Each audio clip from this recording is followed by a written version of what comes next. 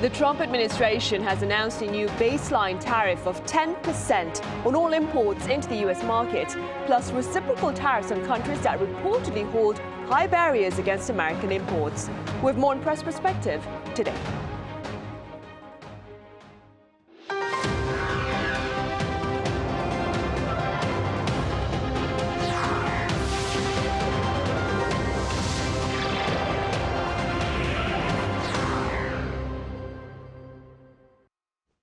Hello and welcome to Thursday's edition of Press Perspective for April 3rd here in Seoul. I'm Min Sunhee. South Korea has been slapped with a 26% reciprocal tariff by the Trump administration. For more on this, I have Ruy Valdes, a correspondent for Spanish news agency EFE Spain, here in the studio. Ruy, welcome back. Nice to be here. I also have Professor Song Soo-young at Chung-Ang University live on the line. Professor Song, it's been a while. Welcome. Yeah, thank you for inviting me, and good evening to you all. Right. We will start here in the studio. Ruy, let's begin then with details of the Trump administration's reciprocal tariffs announced on Tuesday, local time. Yes, well, I want to start by saying that many are considering this is not just like a major trade policy change. This is actually probably the beginning of a global trade war led by the United States. Today's news, as you were saying, is the application of a baseline tariff of 10%, but around 60 countries, including South Korea, were included in a list called the worst offenders list. And these countries are the ones that are going to receive more than 10% tariffs. Korea got 26%. And the way they are measuring this is they took the trade deficit and they divided by the import volume. Then whatever percentage they got, they slashed it by 50%, and that's how they came up with these numbers. Of course, this is a controversial decision because, for example, in Korea, they say that this is not actually reciprocal because taking into account the free trade agreement between Korea and US, the Korean government has argued that on average, what actually Korean tariffs are less than 1% to US imported goods. So there's going to be a lot of discussion on this calculation. But yeah, today it was called the Liberation Day. All the attention of the world was in that. And of course, all the countries are moving with emergency meetings and different things to see how are they going to respond to this. Right, Ruy. So as we mentioned, well, I mentioned and you mentioned as well, it's a 26% reciprocal tariff on South Korea. Have you had the opportunity to engage with authorities here with regard to how they're going to respond to the latest tariff placed by the Trump administration on South Korea? Well, I was following the interim president Han Duck-soo emergency meeting that he had today, where he asked the government to put all-out efforts to see how they're going to respond to these tariffs. Then there was some other meetings along the day where they just claimed that they were going to take some general responses and they were going to have these preparations because up until today, they really didn't know exactly what was going to be the rate applied to South Korea. They did know, or they did anticipate that it was going to be high since the trade deficit didn't benefit US in the way that they interpret things in this administration. So yeah, that's basically what has come from the government today. Right. Professor Song, how do these tariffs targeting South Korea affect the free trade agreement between Seoul and Washington? Yeah, basically, actually, the first Trump administration, actually, they tried to set up some free trade agreement with different countries. So their purpose is to set up some free trade agreement contract which could be different from depending upon the specific country's situation and to the benefit of specific industry or individual benefit for the United States industry. But however, in this case, the Trump administration second, they have announced a comprehensive tariff. And they applied the minimum level, as Mr. Valdes, the correspondent, has explained, 10% tariff for all over the country. Then based upon that, we can see that the difference between as the correspondent Valdes has mentioned that, for example, China has been imposed a 34% of tariff. Then it includes 67% of weight of currency manipulating. So this is a very arbitrary decision by the United States administration. For example, South Korea, because of why South Korea has been imposed a 26% of reciprocal tariff is based upon that there is a 50% of currency manipulation.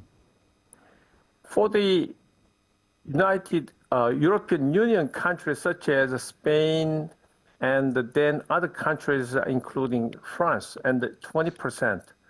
Most of these countries are just subject 20% of reciprocal tariff because the weight of the degree or magnitude of the exchange rate manipulation is quite different from the degree of manipulation of exchange rate that is manipulated by the country, China or Korea. So European unions, including, for example, Netherlands, actually Netherlands is beneficial to the US economy because Netherlands is the largest surplus, for example, from the United States perspective. They export more than export from Netherlands. Therefore, this just a comprehensive tariff application all over the countries, then they have differentiated the tariff according to the degree of manipulation of exchange rate. This is really, really arbitrary and ad hoc application, ad hoc measurement application for the exchange rate manipulation. So to that regards, back to your fundamental question, for South Korea, this imposition of this kind of levy of tariff, comprehensive all of the products imported from South Korea to United States, that has a really escalating effect of the price. So it's unavoidable. The exports from South Korea to United States, they cannot avoid the price increase and the consequential decrease of the demand or consumption is evident. Then how it is played out to the benefit from the perspective of the welfare for the U.S. citizens and the South Korean people, we have to wait and see how it will be played out in the future. But clearly, the price increase that is imposed on the South Korean products to be sold in the U.S. market, that is inevitable. Therefore, with the price increase, the decrease of consumption is unavoidable, and that is evident phenomena to come about most recently. Right, which is why quite a number of pundits here in the country have been raising much alarm over this latest tariff declaration by the Trump administration. And Ruy, the reactions from the stock market, as we expected, they've not been responding very favorably to this latest announcement, have they? Yes, these measures send shockwaves through all stock markets, especially in Asia. You can see negative effects overall. But the thing is also that Wall Street closed before the announcement was made, so we don't actually have seen the effects, but we have a preview since the future market already is decreasing, showing signs of decreasing. So the expectation is that tomorrow we will see the real consequences of these measures locally.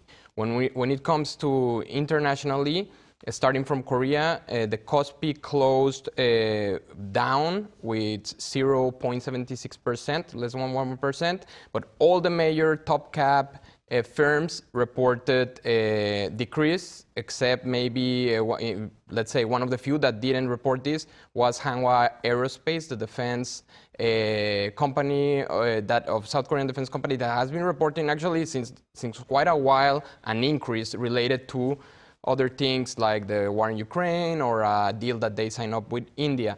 But when we check on other stock markets in India, Japan almost is the similar trend that they responded negatively to these new measures. When we talk about the exchange rates, the won lost a little bit of value against the dollar, but the euro actually strengthened a little bit on the day because, well, that has to be analyzed until later, right? Because in Europe, we're still on the day. But we also see that investments goes to the common safe havens like gold is increasing its value, among other things. But yeah, definitely Asia can be taken as the first region that was hit by, or that is showing these effects, these negative effects in their stock markets. Right. Professor Song, prior to the U.S. tariff announcement, its Office of Trade Representative highlighted a number of what it called trade barriers in South Korea, including its regulations on imported vehicles, pharmaceutical products, and American beef. Do you suppose, Professor Song, that these are the areas that the Trump administration may be seeking perhaps compromises on? Well, I believe that according to the report and interview by the Trump first administration's trade minister, who is Mr. Leitziger, he has mentioned in the recent interview that Trump, even in the first administration of Trump, he has emphasized the role of a comprehensive tariff all over the countries. So that implies that regardless of some product differentiation, what he is most concerned about the overall level of the depending of the country-specific tariff. That implies that he is going to apply the comprehensive tariff across the board and the 10% and impose the tariff depending upon whether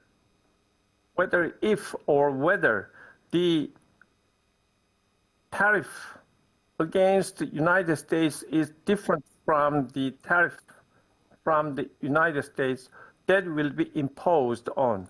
So in that regards, the most beneficial country would be such as Brazil or Argentina and the South American countries who has actually trade deficit against the United States, which means United States export more than import.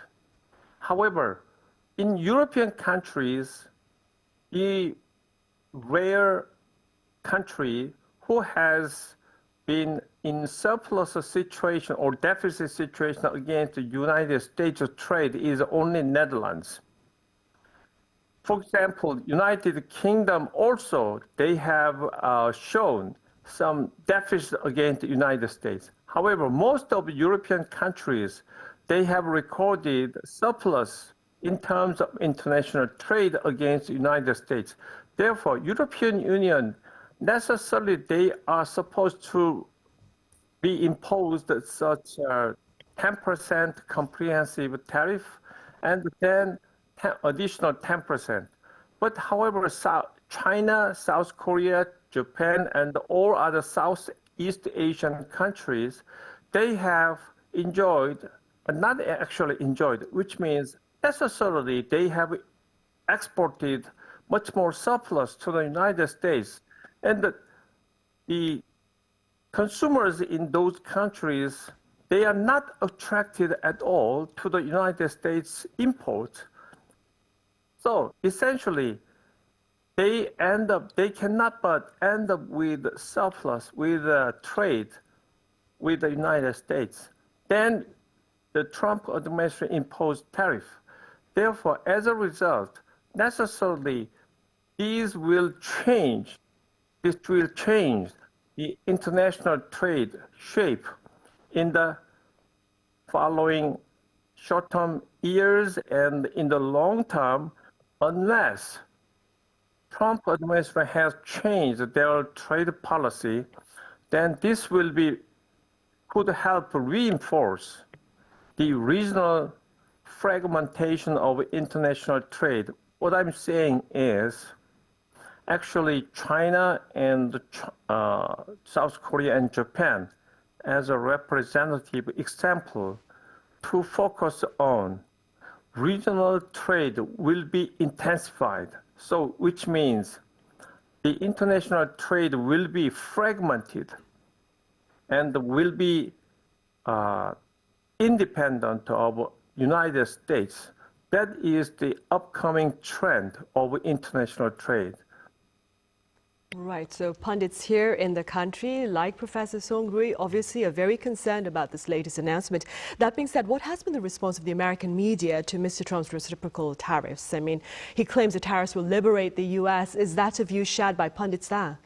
Well, the answer would be that the main things they are focusing on is the similar concerns than before, because this, let's say, this type of measures, of tariff measures, were already being in place since before with aluminum, steel, vehicles. So the main concerns are regarding the living cost, if the economic anxiety of the people, if things are going to get more expensive inside of the U.S.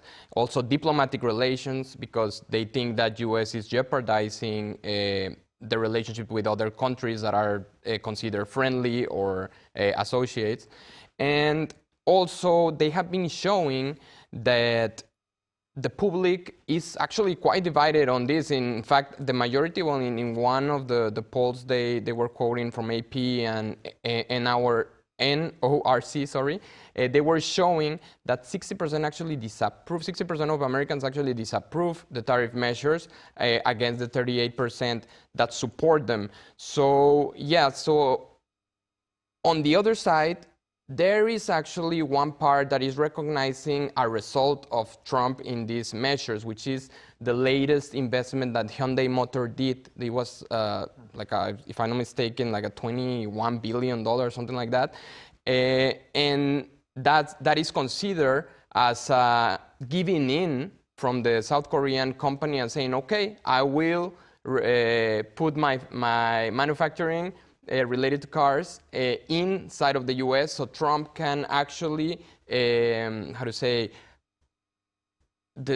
can actually do what he promised to his voters, which was bringing jobs back into the U.S. So yeah, the media is concerned, but also they are recognizing this part.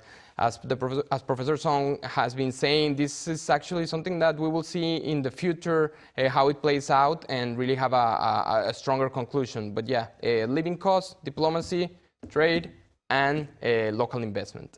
Ruy, aside from South Korea, what have America's other big trade partners like Mexico and Canada been saying? Yes, well, actually, Canada and Mexico were excluded from this latest tariff because they are part of the free trade agreement of North America. This was not a certainty, but, well, now they mention this. And don't quote me on this, but what I believe is that Mexico will stay with the same type of strategy he has been doing, kind of a friendly interaction between their presidents, because it's benefiting them in a political way locally. And it's bringing results. At least Mexico and Canada has been spared of these tariffs. And it seems that Trump, through his statements, has been a little bit more friendly to Mexico. Not with Canada, but at least with Mexico, that has been the way. Right. Professor Song, for South Korea, so we're hearing about a 26% reciprocal tariff. We also have a 25% tariff on our auto industry, and another set of tariffs, of course, for the steel and aluminium imports into the U.S. market. Taking all this into account, Professor Song, how should South Korea perhaps approach its trade negotiations with the Trump administration? Yeah, this is very important lesson how to respond to the United States tariff against South Korea and all of the country. So, as the correspondent Mr. Valdes has mentioned, actually the Hyundai Motor Company they suggested some establishment of some steel company in Louisiana, but that is very risky investment. The reason is because they may not receive some subsidy or some government aid from the United States.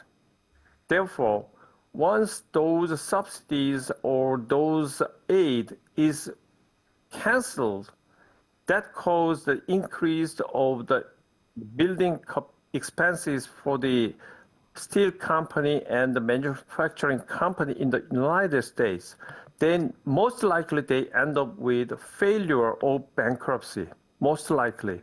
This is a really becomes a risky investment.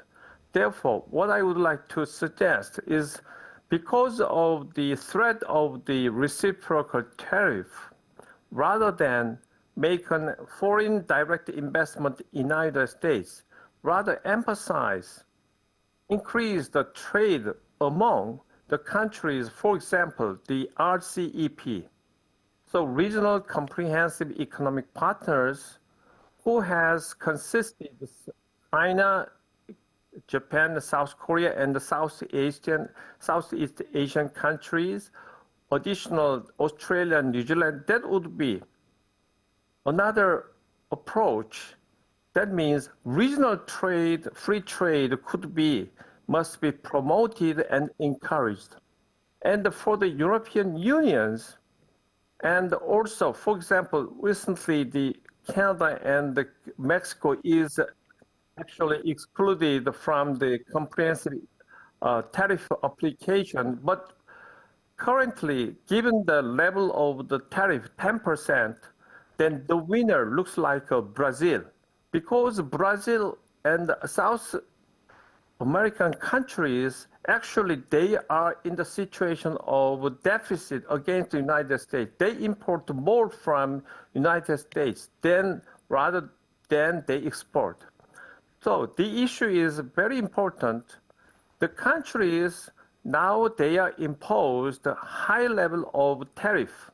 Just apply those higher increased tariff for the product to be sold in the United States, then necessarily the consumption in the United States will be decreased, which means the increased price for the consumption products in the United States.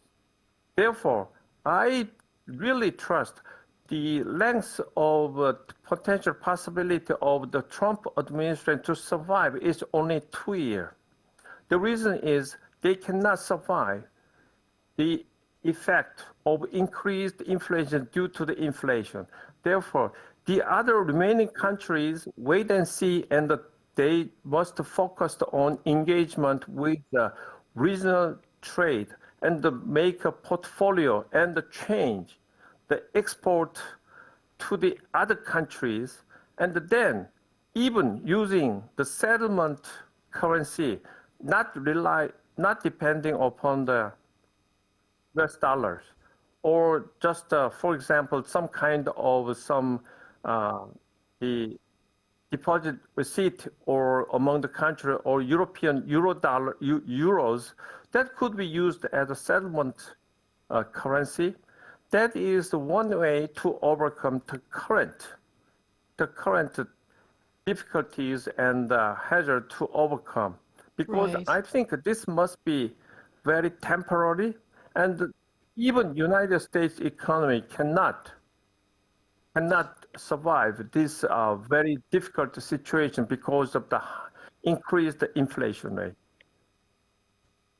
Right. Professor Song, actually quite a number of scholars have raised concern that higher tariffs would only lead to inflation over in the US, and I suppose time will tell us whether that is indeed the case. Thank you so much, Professor Song, for your insights today. Thank you. And we're here in the studio. Thank you very much for your thoughts on time. Thank you. Right, well, that ends this edition of Press Perspective. We return same time tomorrow with a panel session on the Constitutional Court's verdict on President Yoon Suk-yeol's fate.